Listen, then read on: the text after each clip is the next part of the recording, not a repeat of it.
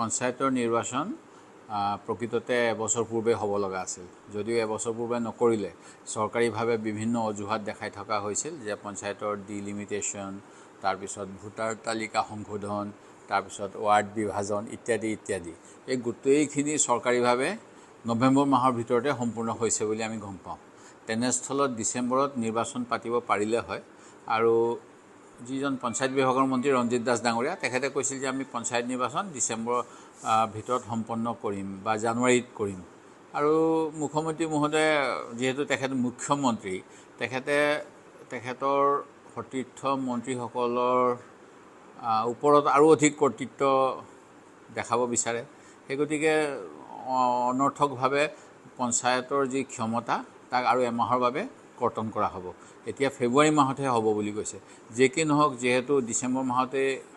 পঞ্চায়তৰ নিৰ্বাচন আমি আশা কৰি আছিলোঁ আমাৰ ফালৰ পৰা প্ৰাৰ্থী বাছনি প্ৰক্ৰিয়া প্ৰদেশ কংগ্ৰেছৰ সভাপতিয়ে যেনেধৰণে কৈছে সেইখিনি কাম আগবাঢ়ি আছে আৰু আমাৰ তৃণমূল পৰ্যায়ত আমি যিহেতু পঞ্চায়ত নিৰ্বাচন হ'ব বুলি আমি এবছৰ পূৰ্বেই জানো আমি সেই গতিকে আমাৰ দলীয়ভাৱে যিখিনি কৰণীয় সেইখিনি কৰি আছোঁ চিম্বলত নহয় এইটো কিবা অসুবিধা হ'ব নেকি চিম্বলত নহয় এইকাৰণে যে তেওঁলোকে যাতে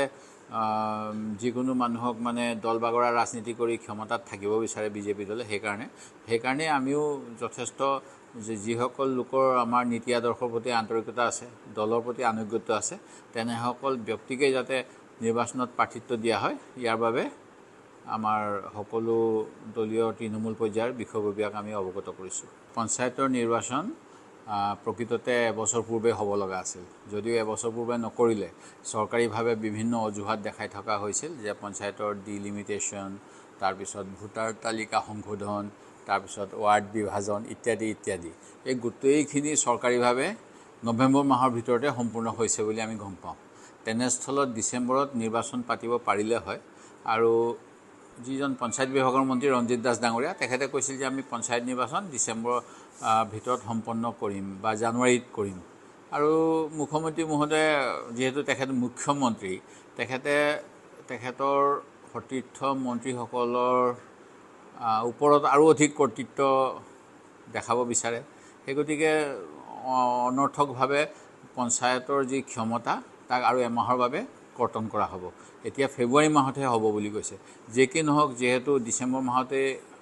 পঞ্চায়তৰ নিৰ্বাচন আমি আশা কৰি আছিলোঁ আমাৰ ফালৰ পৰা প্ৰাৰ্থী বাছনি প্ৰক্ৰিয়া প্ৰদেশ কংগ্ৰেছৰ সভাপতিয়ে যেনেধৰণে কৈছে সেইখিনি কাম আগবাঢ়ি আছে আৰু আমাৰ তৃণমূল পৰ্যায়ত আমি যিহেতু পঞ্চায়ত নিৰ্বাচন হ'ব বুলি আমি এবছৰ পূৰ্বেই জানো আমি সেই গতিকে আমাৰ দলীয়ভাৱে যিখিনি কৰণীয় সেইখিনি কৰি আছোঁ চিম্বলত নহয় এইটো কিবা অসুবিধা হ'ব নেকি চিম্বলত নহয় এইকাৰণে যে তেওঁলোকে যাতে যিকোনো মানুহক মানে দল বাগৰা ৰাজনীতি কৰি ক্ষমতাত থাকিব বিচাৰে বিজেপি দলে সেইকাৰণে আমিও যথেষ্ট যিসকল লোকৰ আমাৰ নীতি আদৰ্শৰ প্ৰতি আন্তৰিকতা আছে দলৰ প্ৰতি আনুগত্য আছে তেনেসকল ব্যক্তিকে যাতে নিৰ্বাচনত প্ৰাৰ্থিত্ব দিয়া হয় ইয়াৰ বাবে আমাৰ সকলো দলীয় তৃণমূল পৰ্যায়ৰ বিষয়ববীয়াক আমি অৱগত কৰিছোঁ আপুনি বিচৰা বাতৰি পাব কেৱল নিউজ 18 এপত নিউজ 18 এপ ডাউনলোড কৰিবলৈ স্কেন কৰক এই QR কোড গুগল প্লে ষ্টৰতো পাব এই নিউজ 18 এপ